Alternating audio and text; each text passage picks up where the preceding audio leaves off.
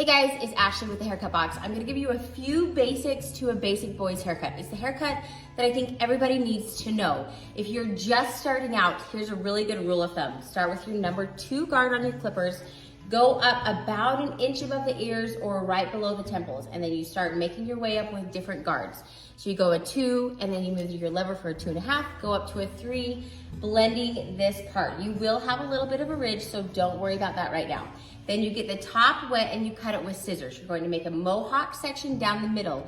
You're going to create the length and then match everything to that middle mohawk section in the top. So it's basically going to be a straight line across the top. Then what you do is you're going to get your clipper and your comb. You're going to put the comb in the hair right where the ridge is, and you're going to slide that across and you're going to blend that up.